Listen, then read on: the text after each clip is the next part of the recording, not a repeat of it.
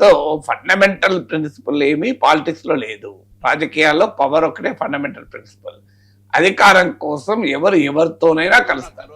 పోనీయండి, ఒక రాజకీయ పార్టీ మరో రాజకీయ పార్టీతో పొత్తు పెట్టుకోవడం అనైతికం అంటే రాజకీయాల్లో పొత్తులు పెట్టుకుంటారు.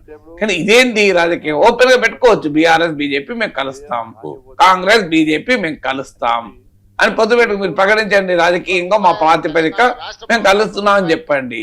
ఓ మున్సిపాలిటీ ఎవరితోనో, ఓ మున్సిపాలిటీ ఇంకోరితో. ఏంటిది? బీజేపీ ఏమన్నది? మేము ఎవరితో కలవం, మేము ప్రతిపక్షంలో కూర్చుంటాం అన్నారు. మరి వాళ్ళ పార్టీ ఎంపీ రఘునందన్ బీఆర్ఎస్ కింద కొట్టేశాడు.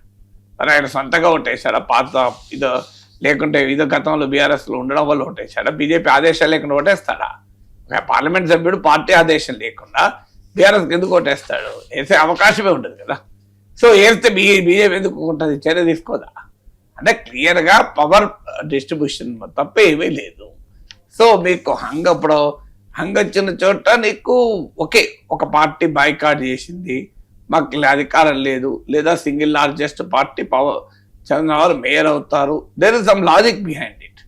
కానీ ఇది ఎక్కడిది? ఇప్పుడు ఎవరితోనైనా కలిస్తే సిద్ధాంతాలు ఏమైనాయి, రాజకీయాలు ఏమైనాయి, ప్రజలు పిచ్చోళ్ళు కావాలి. రోజు మీరు తిట్టుకుంటే మేమంతా చూసి చప్పట్లేదు కొట్టాలి, మీ అభిమానులు పార్టీ కార్యకర్తలు అంగీలు చెప్పుకోవాలి. మళ్ళీ మీరంతా కలుస్తారు కదా పైన.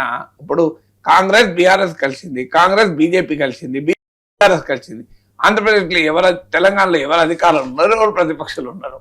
నాకు ఆన్సర్ చెప్పండి.